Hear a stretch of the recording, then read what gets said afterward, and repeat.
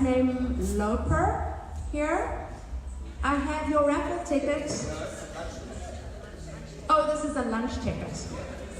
So please come again. And we're going to just start in a few minutes just by getting everybody in here. So if you can just give us 2 more minutes, we'll get started. Thanks.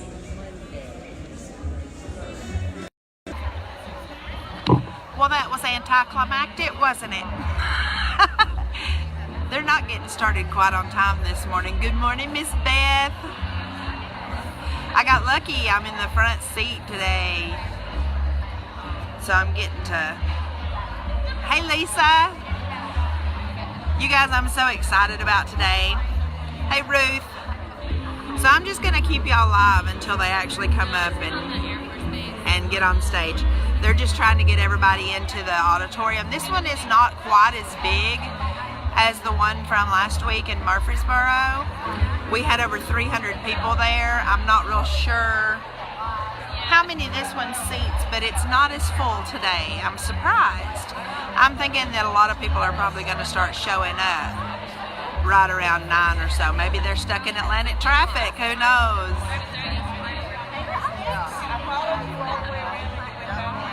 It looks like they're coming to the stage. I see Glenn coming up here, so I'm going to turn y'all around. Here we go. Good morning and welcome. It is an absolute honor to be here in your city today.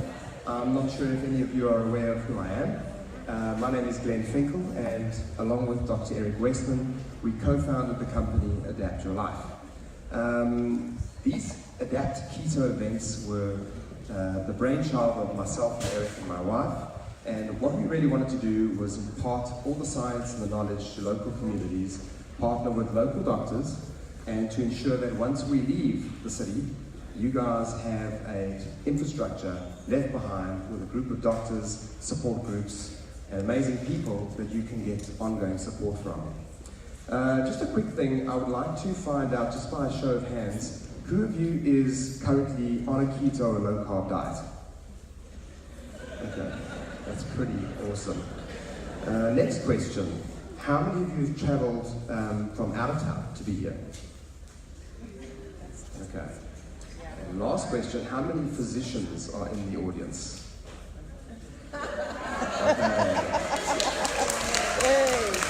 So there were 3 something guys. that is a little bit different. Obviously, there's Dr. a lot Westman, of, there's a lot of events Dr. around the McDaniel, United States and that there's offer one in the CE audience. points, so a lot of physicians would be attending those conferences. This is really aimed at the community. Our presentations are aimed so that you guys can really understand exactly what it is that we try to do, understand the science, and we are just very, very excited to be here. I'm going to hand the microphone over to Lisa, who will be introducing our very first speaker.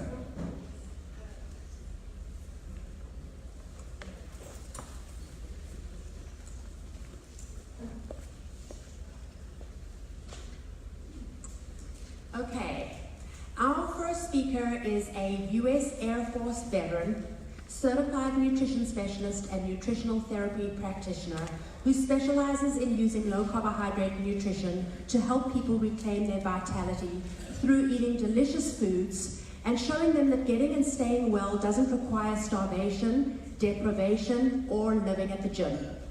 She blogs at tuitnutrition.com, where she writes about a wide range of health and nutrition related topics such as insulin, metabolism, weight loss, thyroid function, and more.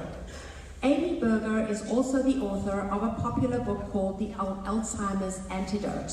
And by the way, she only has 6 copies for purchase here if anybody wants a copy and a signing during the break, which addresses Alzheimer's disease as type 3 diabetes, or diabetes of the brain, and describes the therapeutic potential of a low-carb, high-fat, ketogenic diet. Please help me in welcoming Amy Berger.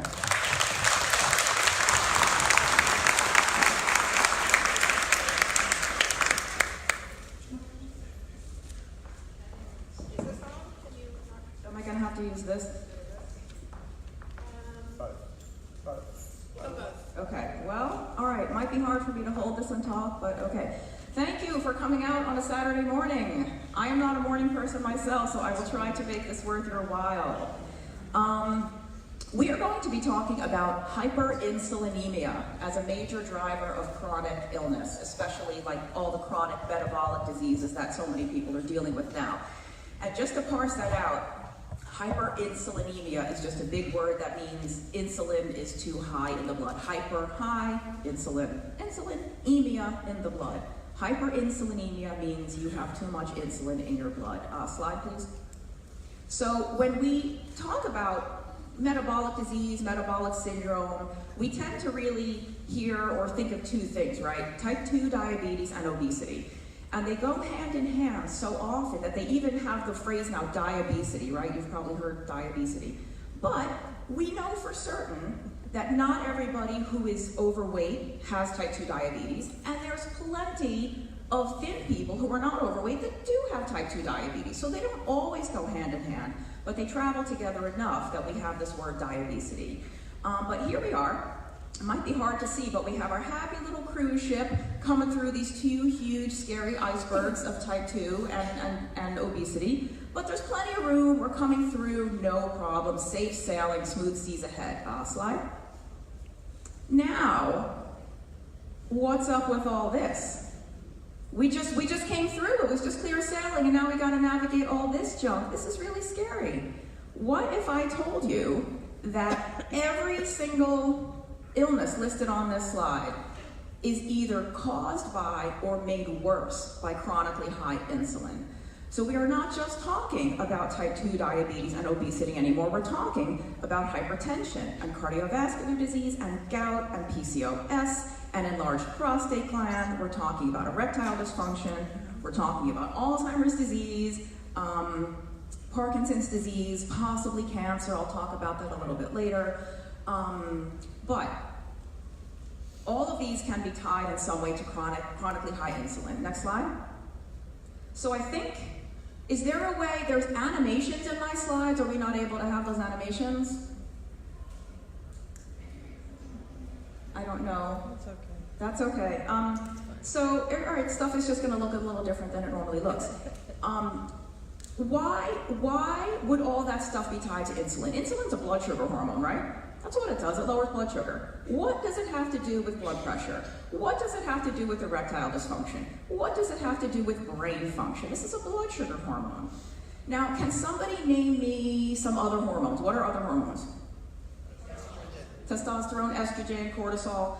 I like to use estrogen as an example, because why is it that, estrogen is a menstrual cycle hormone, right? It's a female reproductive type hormone. So why is it that after menopause, when estrogen kind of tanks, why is it that a woman's risk for cardiovascular disease skyrockets, osteoporosis risk skyrockets, all this stuff happens? Estrogen is a menstrual cycle hormone. What? Because estrogen has many, many different functions. It doesn't just regulate the menstrual cycle. I don't know of any hormone that only has one job. Most hormones have a zillion jobs in all different kinds of tissues in the body. Insulin is no different. Insulin does lower blood sugar, but it has effects in almost every single gland, organ, and tissue you can think of. There's almost nothing that is not influenced by insulin in some way. Slide please. So it's kind of hard to see here, it's a little bit small, but we have papers where they call hyperinsulinemia a unifying theory of chronic disease, and hyperinsulinemic diseases of civilization, more than just Syndrome X. Syndrome X is the old name for what we now call metabolic syndrome. They didn't know what was causing it. It was this X factor that tied all these weird symptoms together, so they called it Syndrome X. When they found out that the X factor was chronically high insulin, some doctors, some researchers started calling it insulin-resistant syndrome. We call it metabolic syndrome today. I wish we still called it insulin-resistant syndrome. I wish even more that we called it chronically high insulin syndrome or hyperinsulinemic syndrome, because metabolic syndrome, what does that even mean? What is metabolism? Insulin-resistant syndrome is even worse. Nobody agrees, even the experts, nobody agrees what insulin resistance is or what it means. Let's call it what it is, chronically high insulin syndrome. That tells you right there what it is and what to do about it. All your problems are coming from chronically high insulin. Lower insulin. There's a lot of different ways to do that, but that's what you would have to do. Slide, please. So, insulin is definitely far, far, far more than just a blood sugar hormone. If this whole thing is about insulin and the nefarious trouble that it can get into, what does insulin do? Well, I'm going to steal something from a lady named Diane Sanfilippo. Some of you may have heard of her. She's very well known in the paleo world. She said insulin is like your mom. Insulin likes to tidy things up. When there's junk all over your room, your mom's like, put it, I don't care where you put it, just get it off the floor. Put it in the drawer, put it under the bed, put it in the closet, just get it out of sight. Your mom doesn't like stuff cluttering the room. Insulin does not like stuff cluttering the bloodstream. Insulin likes to take stuff out of the bloodstream and put it away somewhere else. The first thing it does is it takes glucose out of your blood and puts it where? In your liver, in your muscles, wherever it can find room for it. So insulin does lower blood sugar, of course it does. But let's remember, or maybe you might be learning for the first time, most glucose uptake into cells does not require insulin. Even without insulin, glucose can get into most cells just fine. So we know insulin is doing a lot more than that because that's really not even its main job. The other thing, or an other thing, that insulin likes to put away and get out of the bloodstream and shove someplace else is amino acids. This is why bodybuilders actually inject themselves with insulin. Can you imagine? Healthy, fit people injecting insulin so they can get swole, right? Because insulin pumps you up. But again, we don't always need insulin to do that. Amino acids can get into cells, but it's also one reason why a lot of athletes think that they need carbs after a workout, because that insulin spike is going to help pull that protein, or if they take like a protein shake, they'll take carbs with it. But you don't need the carbs to get the amino acids into the muscles. Protein can do that all by itself. That will make insulin do that. Insulin promotes cell or tissue growth. Insulin is an anabolic hormone. We all know this, right? We know insulin makes cells grow. Insulin makes the heck grow out of fat cells. Can I say H-E-C-K in a church? Sorry. There's a doctor named Ronald Hoffman who said the greatest thing. He said, insulin is like a miracle grow for your fat cells. It promotes aberrant tissue growth. I don't know if you saw on the slide with all the icebergs, I had skin tags on there. Insulin influences weird, uncontrolled, aberrant growth of stuff. Enlarges the prostate gland. It makes your fat cells bigger. It makes your muscle cells bigger. It makes cysts on your ovaries. We have PCOS, polycystic ovarian. The skin tags. Cancer. No, before anyone gets the wrong idea, I'm not saying that insulin causes cancer. But what insulin does do, and what they have shown many times in the research, is that insulin kind of rolls out the red carpet to let cancer grow faster and better. Whatever is causing the cancer, if you have chronically high insulin, that cancer is growing to grow faster. It kind of enables the growth. So the other big thing, the thing I'm personally most concerned about, is that insulin inhibits lipolysis. Lipolysis just means the breaking down of fat. Lipo means fat, like lipids or liposuction. Lysis is breaking apart. If you want to burn fat, if you want to lose body fat, you want to burn dietary fat, whatever, you have to break the fat down so it can travel to other cells to be burned.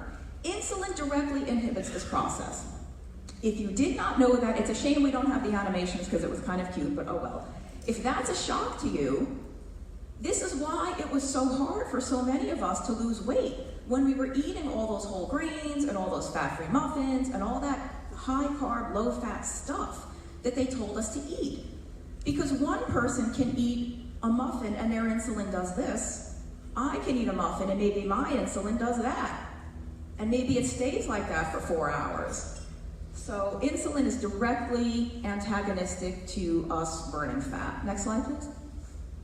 So insulin, think of insulin like a security guard that stands outside your fat cells. When insulin is blocking that fat from coming out, blocking the lipolysis, you ain't gonna lose fat. No way, no how, can't do it. So, next cell, please. Next slide, not cell. I am the world's worst artist. If any of you read my blog or know of my work, I'm really a writer. There's a reason I'm not a designer. So this is not to scale. This is not a true, this is just for illustrative purposes here. Just know, this is a diagram of somebody eating 3 meals a day. On the top in the red, that's when your insulin is elevating and the fat storage is happening and fat burning is not happening. In the lower level with the green, that's when insulin is lower. When insulin is lower, the fat breaking down is not inhibited. The fat can come out, be released, be burned. So we have breakfast. Let's say somebody's eating a good, healthy breakfast. They're having, you know, cereal with skim milk and maybe some fruit, maybe a piece of whole wheat toast with margarine, right? Their insulin is gonna kind of jack up a lot, but they're insulin sensitive, they're relatively healthy, it's gonna come back down. And then let's say they spend a couple of hours before they eat lunch, so in between breakfast and lunch, they spend a little bit of time in the lower insulin zone, the fat's coming out, no problem. They have lunch, insulin comes up again, no big deal, it's gonna come back down again by dinner. They have dinner, a big spike again. Overnight, you're not eating, you go 8-10 hours without eating, maybe some of us only 5 or 6 hours. Whatever it is, you're gonna spend a little more time overnight in that low insulin period. Next slide. Here's an example of somebody eating 2 meals a day. They're probably gonna have bigger insulin rises because it's a larger meal. You know, even if you're eating like a low carb meal, that the total amount of food is gonna affect your insulin. So first meal, again, a big spike, but you're gonna spend even more time between meals because you're only eating twice a day. Maybe you're going several hours where you're in that bottom green portion, the insulin's low, you're burning fat, life is good. Big second meal, big insulin rise, but again, overnight, lots of fat burning happening. Next slide. Here's an example of somebody who is insulin resistant. Eating, again, a healthy, perfectly good, lowish fat, high carb diet, just like they told us to. Breakfast, again, maybe a fruit salad, some orange juice, some skim milk, some toast, some fat-free bran muffin. Your insulin skyrockets, right? And then you have to snack, right? You have to snack, you gotta keep that metabolism revved up. You gotta eat to keep your blood sugar up, right? How many times have we heard that? So you're having a snack. Your insulin doesn't even have time to come back to normal before you're snacking again. So it doesn't even come down, and we're raising it again. Maybe if you're lucky, you spend a teeny tiny bit of time before lunch in the fat burning zone, that tiny section of green. Then we're having lunch. Maybe we're having whole wheat bread with turkey and a side of like baked chips, not fried, because they're like lower in fat, you know. Maybe you're having a smoothie, you know, something fat-free, full of fruit, it's really good for you. So you're jacking up the insulin again, then you've got to have your 3 or 4 o'clock snack. So again, insulin's not even coming back to normal before we're raising it again. Same thing with dinner. This poor person, this was me 10 years ago. This was maybe all of us a couple of months or years ago before we started eating differently. Doing exactly what we thought we wanted to do. We were awash in insulin all day. It's no wonder we couldn't lose weight, no matter how hard we exercised, no matter how much we prayed, no matter how much low-fat, fat-free food we ate. We could not lose weight. We probably even gained some. Next slide, please. So how are we gonna fix this? We have to get rid of insulin, right? If insulin is blocking this fat burning, by God, we've got to get them out of there. Next slide. All right, here's an example of somebody doing a keto diet or a low-carb diet. For breakfast, we got insulin's barely budging, if it's budging at all, right? Because maybe we're having bacon and eggs, maybe we're having sausage, maybe we're having just coffee, maybe we're having coffee with our yummy adapt shot in it, but insulin's barely moving. We spend a lot more time in the fat burning zone. Same thing with lunch and dinner. I only have a slightly larger insulin rise because those would be larger meals. You know, maybe you're gonna have a larger portion of vegetables or something with dinner, but you can see that eating a low carb or keto diet, you spend so much more of your day in that green fat burning zone. That's where we wanna be. When insulin is low, it's so much easier to burn fat. Next slide, please. So this is what I said before, we used to call, what we now call the metabolic syndrome or the insulin resistance syndrome. This is in, if you see on the left there in the red, the Journal of Hypertension from 2006, so what, only 19 years ago, and not 19 years ago, 13 years ago, and the Journal of Hypertension. What is an article about metabolic syndrome or insulin resistance syndrome doing in a blood pressure journal? It's a blood sugar hormone. Next slide, please. Okay, see, this is the problem with the no animations. That's okay, I will walk you through this anyway, but my big punchline is already ruined. That's okay, that's okay. This is live, like we just roll with the punches here, we're good. When you're running on fat and you're running on ketones, you don't get that like these rages, you just roll with the punches, life is good, right? You stay very emotionally balanced, we don't have to get upset over anything. So, the official diagnostic criteria for metabolic syndrome include 5 things. You don't have to have all 5. You have to have at least 3 or more or be taking medication for them. I should face this way too, I'm ignoring you people. I'm not ignoring, I'm right-handed. I think I just tend to look toward the right more.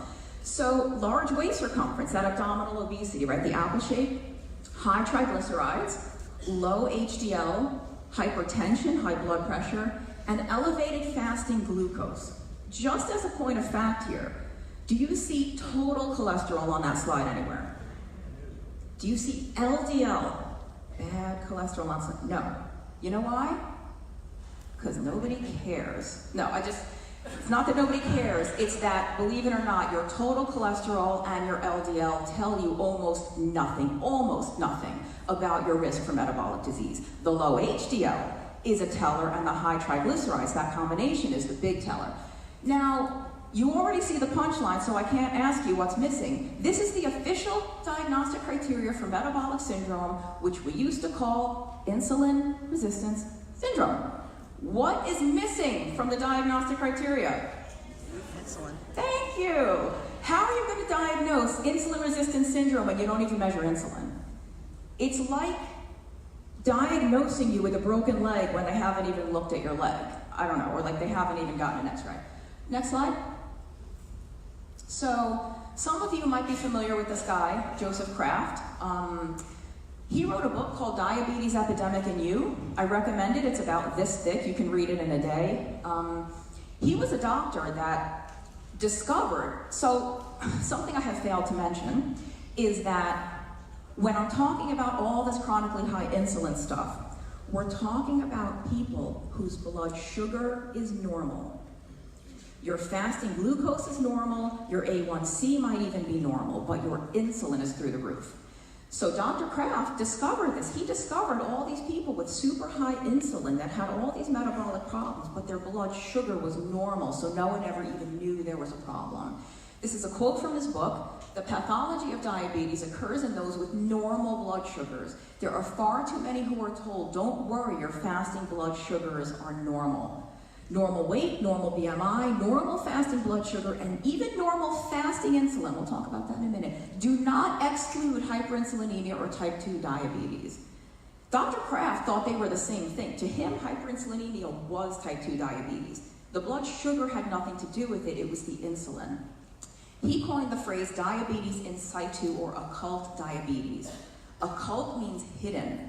The diabetes, the high blood sugar, was hidden, masked by the high insulin.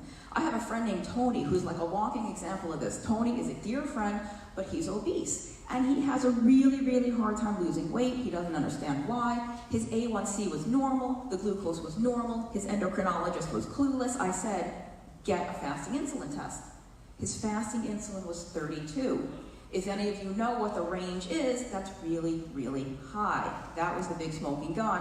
Why did the nutritionist have to tell him? The endocrinologist was like, I don't know. Anyway, Dr. Kraft, you might know the 3 gentlemen down there in the bottom right. That's Dr. Kraft on the left, Dr. Jeff Gerber. He goes by Denver's Diet Doctor. We have a big low-carb event in Denver next month. They just opened up new tickets, so check that out. Google Low Carb Denver. And Ivor Cummins, who is very well known online with keto and low carb. So Dr. Kraft pioneered something called what is now called the Kraft test. Do you guys know what the oral glucose tolerance test is? Where they make you drink this glucose and then they check your blood sugar at a couple of intervals. Dr. Kraft's Kraft test is an oral glucose tolerance test, but instead of only checking your blood glucose, they check the insulin at all those points too. And the standard glucose tolerance test is only 2 hours. Kraft extended it out to 5 hours. And by making those two seemingly small changes, he uncovered this massive, massive problem of people whose blood sugar throughout the whole test was totally normal, but their insulin was super high. So we're going to take a look at some of those. I think it's going to be ruined because we don't have the animations, but next slide, please. So yeah, can't even see the numbers. Is there any way to fix this? Like, why aren't those animations working? I don't know. Oh well. So there's something called HOMA-IR. Some of you might know what this is already, but it stands for Homeostatic Model Assessment of Insulin Resistance. Homeostasis means like keeping your body on an even keel. So what HOMA-IR does, the beauty of the HOMA-IR, is that it tells us the relationship between fasting glucose and insulin. The fasting glucose is really misleading, right? Because we have all these people with normal glucose that have high insulin. So HOMA-IR looks at both. HOMA-IR tells us how hard is the body working to keep us at homeostasis. How hard does our pancreas have to work? How much insulin does it have to pump out to keep the glucose normal?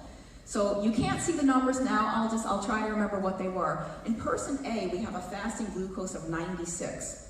In person B, we had a fasting glucose that I think I had 82 or 80 something on the slide. Now, 96 is not that high.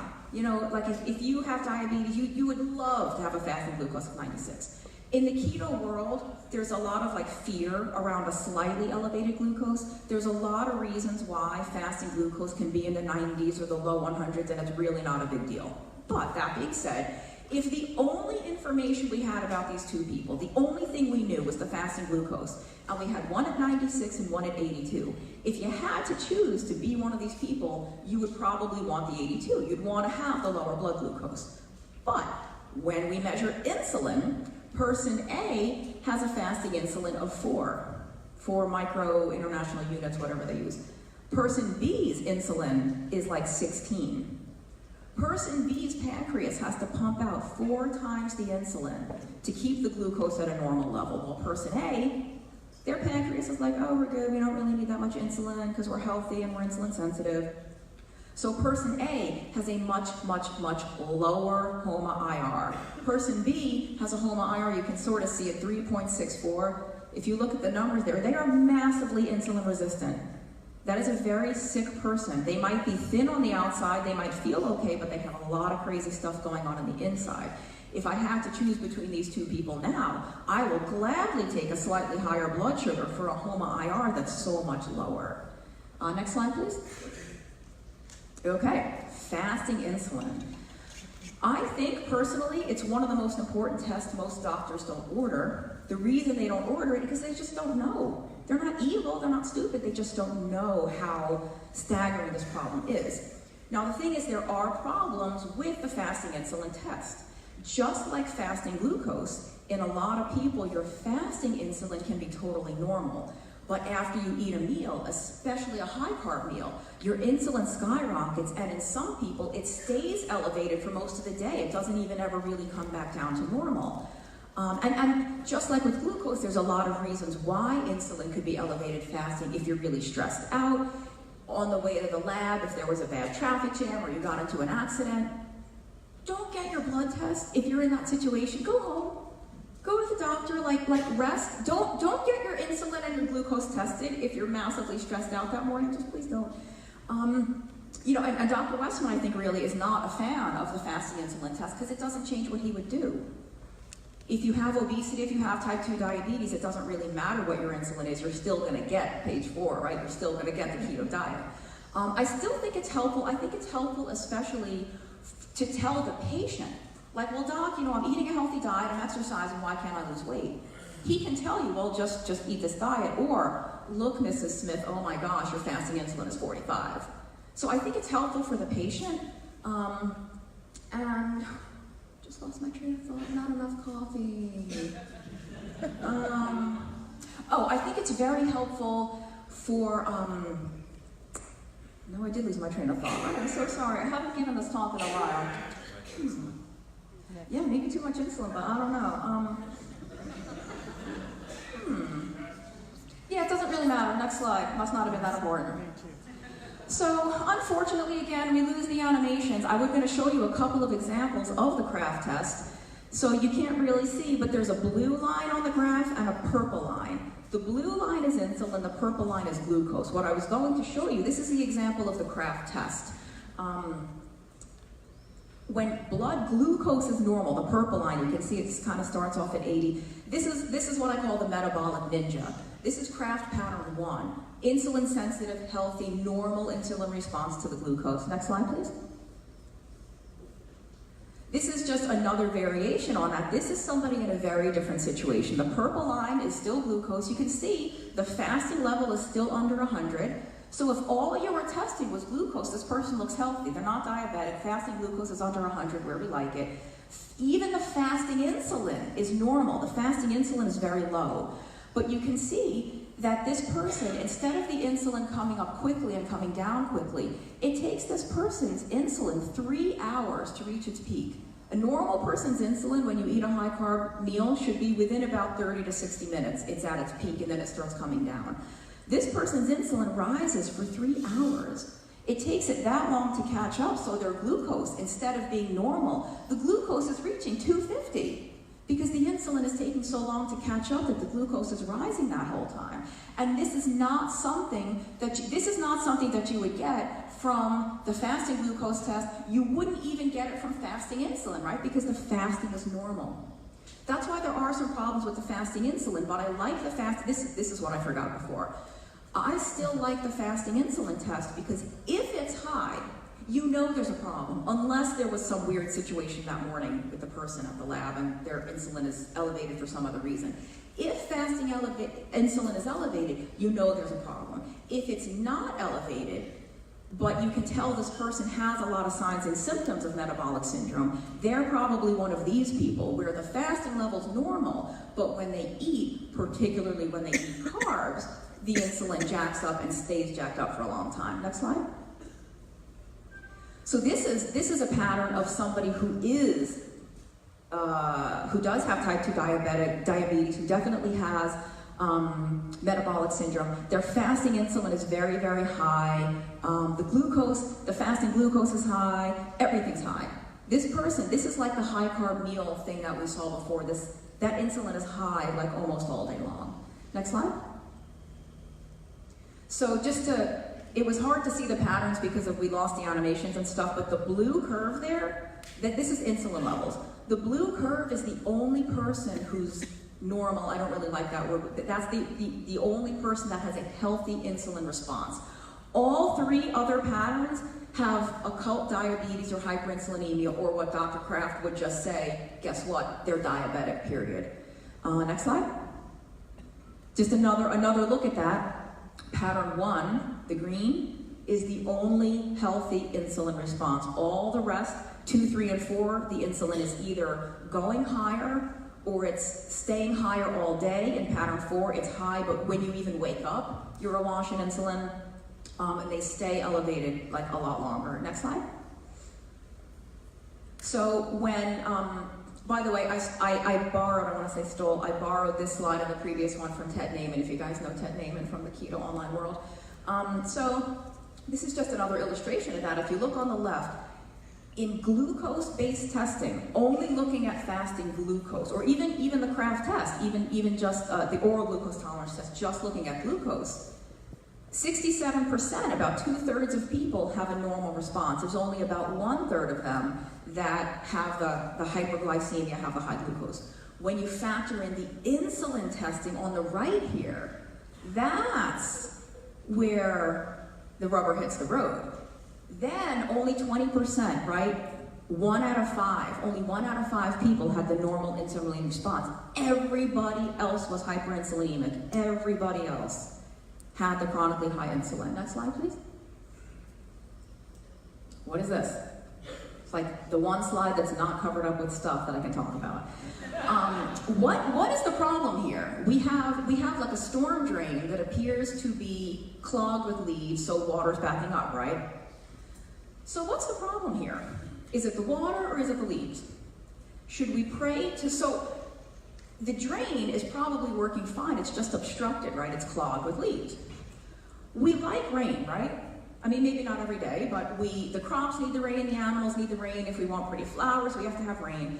So should we pray to the rain gods for less rain and less water? Or should we clear away the debris, clear away the problem that's preventing the water from draining? There's a method to the madness. Let's get into this. So next slide, please. Okay. That storm drain thing was kind of a segue into hypertension. I mentioned earlier, like there was that insulin article in the hypertension journal. What does insulin have to do with blood pressure? Well, if you have high blood pressure, you are typically advised to do what? Eat low salt, right? Low sodium, stop going to fast food restaurants, stop being such a glutton and eating all that salt. Most people are not what we call sodium sensitive hypertensives. Most people can eat plenty of salt and the blood pressure doesn't budge. In some people they are sensitive. Some people eat salt and the blood pressure does rise, but it's kind of a small percentage of the population. The reason blood pressure barely budges when you eat a lot of salt is because your kidneys are very, very good at filtering out excess stuff. Kidneys are very good at holding on to what we need and getting rid of extra. One of the things that the kidneys get rid of if we don't need so much of it is sodium. And when they don't get rid of the sodium, when they're holding on to sodium, there's a saying in biochemistry that, water follows sodium, right? So if the body is holding on to a lot of sodium, it's also going to hold on to a lot of water. When we hold on to a lot of water, some of it's going to end up in your blood vessels. And it raises your blood volume. If you now have more blood traveling through the same amount of pipe, the same amount of blood vessel, the pressure is going to go up, right? So this is why we have high blood pressure. But in a healthy person with healthy functioning kidneys, the kidneys excrete the sodium. So what's the problem? What is clogging the drain of the kidneys? What is preventing kidneys from releasing sodium and releasing water and keeping our blood pressure normal? Please take a guess. It starts with I. Yes. Insulin inhibits sodium excretion by the kidneys, which is also why when you go on a ketogenic or very low carb diet, your kidneys can't hold on to sodium, or not that they can't, but they really readily, easily release the sodium. This is why most of us need more salt on a ketogenic diet, right? Not everybody, but most of us need more salt than usual, more sodium. And so, just like with the rain, we don't want to pray to the rain gods to get rid of the rain. Rain is an essential thing. We need the water. Sodium is an essential nutrient. You can't live without it. It doesn't mean you have to get it at Bojangles and Chick-fil-A, but you still need sodium. Something else that insulin does that raises blood pressure. Have you heard of the sympathetic nervous system? That's like that fight or flight, You can almost feel yourself tensing up. Insulin sort of induces, upregulates that sympathetic response. Part of that sympathetic nervous response is a tightening of your blood vessels, constricting of the blood vessels, right? So you can literally fight or flee, but you don't want that happening. So you could have your sympathetic nervous system on overdrive when you're in a traffic jam or when you're sitting in your cube and you just had a fight with your obnoxious boss. So you want that response when you're out on the savannah 1,000 years ago running from some predator. You don't want it when you're sitting behind the wheel of your car stewing in anger. And I've never experienced that personally. Next slide, please. So the other example I would like to give about something really totally unrelated to blood sugar that insulin does is gout. So just like hypertension, we're told to avoid sodium. What are we supposed to avoid if we have gout? Red meat, shellfish, alcohol, all the good stuff. Like if you have gout, you're supposed to live on lettuce? Oh my gosh. We are advised to avoid red meat and alcohol, and especially shellfish and seafood. And this is because gout comes from the buildup of something called uric acid in the joints, these little uric acid crystals.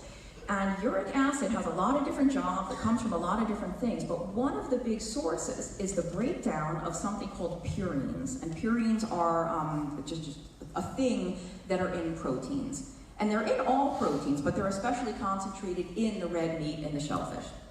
And kind of similar, do we want to avoid protein? No. Protein, again, essential nutrient, probably the most essential nutrient. We know there's essential amino acids. So you don't really want to go on a low protein diet unless there's some medical necessity for it. What's the problem here again? Normal, healthy, functioning kidneys excrete uric acid just fine. Something is clogging the drain. Something is clogging these kidneys. Insulin. I didn't even have to tell you to guess. You already know. This is such a smart crowd. Insulin inhibits uric acid excretion. And fructose is especially good at this. And fructose doesn't affect insulin quite the same way that glucose does, but over the long term it does. And unfortunately, the reason we are advised to avoid alcohol is because alcohol also inhibits uric acid excretion regardless of the insulin effect. The alcohol does it. I've read that beer does it a lot worse than wine. They say that wine doesn't have this effect. I think your mileage may vary. The point is, it's insulin. It is the insulin. It's not the red meat, it's not the shellfish, it's the insulin. So like, I don't want to stop eating sodium because it's an essential nutrient. I don't want to stop eating protein. I mean, I could get protein from like chicken and some other source, but I love red meat. Don't take away my red meat. If I have a problem with uric acid building up, maybe I could just lower my insulin. How about that? Next slide, please. So gout always is depicted as like a rich, it's like a rich person's disease, right? Like here we have this aristocratic type looking guy. He's got a meatball, he's got some red wine or some type of alcohol. And for some reason, I don't know why, but gout tends to affect the toes most, like the big toe is where you get the pain. You can get it in any joint, that uric acid crystals can build up anywhere, but the big toe is like famous in gout. These old depictions of it, they always showed it like a demon biting your feet or like a devil shooting fire right at your feet. The reason this was depicted as like a rich person's disease is because only rich people got gout. Now, rich people are the ones who could afford a nice big roast, a nice big piece of meat, right? But you know what? Back in the 1700s and 1800s, you know what else only rich people could afford? Sugar! Yes, you guys are awesome. If you guys have read Gary Taubes' The Case Against Sugar, he's got really, really good stuff about gout in that book. And I'm told that Good Calories, Bad Calories had a missing chapter on gout that you can find online. I mean, really fascinating stuff. Next slide. Okay. So what's the deal with gout? If high protein is so bad for gout, how come they've done studies with higher protein diets that improve gout? Now, higher protein, but lower carb. Is it the protein that's causing gout attacks, or is it the carbs? So here they did a study. It was a higher protein, lower carb diet, and just to be fair and be clear, it was lower in saturated fat too, and a little higher in the monounsaturated and poly. Next slide, please. So here's what happened on this study. It was 40. Have you ever heard of the zone diet? 40, 30, 30. It was 40%. Was it 40% carbs, 30 protein, 30 fat, or maybe whatever it was? That's what they did. And on the left is the uric acid level. So you can see in just about everybody the uric acid comes down. On the right, it's the gout attacks per month. A lot of those people went to 0 attacks or less than 1 per month, which, on average, that's how they can have less than 1 per month. And they're eating 30% protein. That's pretty high compared to what most people are eating. And the thing is, this wasn't even all that low carb. It's 40% carbs. Imagine if this was a real low carb diet. But it just goes to show that even lower, because most people are eating what, like 60, 65% carbs. Increasing protein when you decrease carbs is great for gout. Next slide, please. So, now I think we have the animation. I don't know. Every single thing, there's a decrease second column from the right. It says decrease. Every single thing comes down. They lost about 7.7 kilograms in, I think it was 16 weeks. So that's about 16 or 17-ish pounds, maybe a little less, in 16 weeks. Dr. Westman would say that's a good rate of loss, about 1 pound a week. Uric acid comes down massively. Triglycerides are cut more than in half. The only thing that went up on this diet was the only thing we would want to go up. the HDL. They ate more protein, they ate less carbs, and every single thing got better. Next slide, please. See, look, now we have the animations. Too late now. Next slide, please.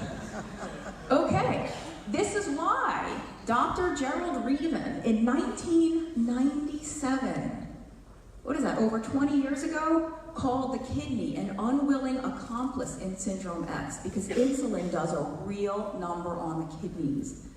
If you're concerned about your kidney health, it ain't the protein, it's the insulin. Next slide. Again, in the American Journal of Kidney Disease, 22 years ago. I mean, sorry it took us 2 decades to catch up with you, Dr. Reaven. Next slide, please. Okay, how are we going to improve insulin sensitivity? I might be running out of time, so I might skip this, but keep going. Keep going. Okay, stop there. So, how do we improve insulin sensitivity? If all that we're insulin resistant, insulin is high, what do we do about that? The first thing is you could stop jacking up your insulin. You could eat a low-carb diet, you could fast. The thing is, again, I don't like the phrase insulin resistance. I don't even really like insulin sensitivity. I use those phrases because everybody does, and we kind of have a general understanding of what it means, but if you're on a ketogenic diet, it doesn't really matter if you're insulin sensitive or not, right? Because if you're not jacking up insulin all day, you don't have to be sensitive to it. That's, in my opinion, like, keep it low all the time and you don't really have to worry about whether you're sensitive to it or not. Take it out of the equation. Next. Exercise, I don't really want to talk about exercise much. Exercise is getting a bad rap in the keto world because it's not a good weight loss tool, and it's not. I have chubby finish line photos from 2 marathons that I can prove to you that exercise does not help you lose weight. Joke was on me because I thought there's no way that I can train for a marathon and not lose weight. Well, there was a way. I don't have the pictures here, but so exercise is not a good fat loss tool, but exercise can help improve insulin sensitivity. It is a good insulin modulating tool. And it's really, I mean, it's good for mental health, it's good for health, it's just not that effective for weight loss. Next slide. Sleep. Sleep is kind of a big deal with insulin resistance. So I know maybe some of you either have sleep apnea or know somebody who does. When you do not sleep well, when you have broken, totally interrupted sleep, or you're just not sleeping long enough, it messes with your insulin sensitivity. It can make you look diabetic the next day in your response to foods and in your response to insulin, but again, if you're not eating those foods, it doesn't matter that much. I think it still matters, but it matters less when you're on a low-carb diet. Next slide. Okay, I gotta move quickly, I don't wanna go over time. I've been talking a lot about insulin. We have to keep things in context because insulin, just like sodium, just like the protein, it is an essential hormone. You don't want to have no insulin. Talk to a type 1 diabetic sometime if you think that insulin is a bad thing. Insulin, you can't live without it, right? There's such a thing as too much of a good thing, but just because too much all the time is bad doesn't mean a little bit in normal amounts is bad too. So it's all about context, right? If I were to ask somebody on the left versus the right, how would you like some water right now? How would you feel about some rain? You're gonna get 2 very different answers. It's all about context, right? It's the same water, it's the same rain, it's just who are we talking to and what's it for? Next slide. The reason we have to talk about insulin, next please. Yep. The reason we have to talk about insulin as not being so terrible all the time in all contexts is because there's this new weird fear-mongering around protein in the keto world that never used to exist. I've been eating this way since about 2003. You know, on and off, I've been low-ish carb, I've been keto, I've been not so low carb, but I've been doing this a long time. This protein fear thing is entirely new. And it is true that protein affects insulin, or I should say affects. Protein affects insulin. It does not affect it like carbs do. I really, nails on the chalkboard, when I hear somebody say protein spikes insulin. But if I eat protein, won't I get an insulin spike? No. You will get a normal, physiologically healthy, totally necessary response of insulin. Remember I said we need insulin to get amino acids into the cells? Why wouldn't you want protein to do that? Protein, if you guys have watched Ben Bickman's video, if not, Google him on YouTube, Bikmane, he has a really good video. Eating protein and the insulin response to protein is very, very different in the context of a low-carb diet versus in the context of a high-carb diet when your insulin is already high for some other reason. Dr. Russman will give his workshop later today, protein comes first. Protein is like the most important thing you could eat. If you're trying to lose body fat, if you're struggling with weight loss, protein is your best friend. It doesn't mean you have to go on the carnivore diet and eat nothing but meat, but protein is a really substantial part of this way of eating. And I don't want anyone to become afraid of it. Most people don't get kicked out of ketosis. Again, another phrase I hate. The reason this way of eating works is the very, very low carb intake, and as long as you keep carbs very low, you shouldn't have to worry about protein. And if I'm concerned about insulin at all, I'm way more concerned about carbs than I am about protein. Next slide, that might be it. Yeah, thank you. Sorry about the slide.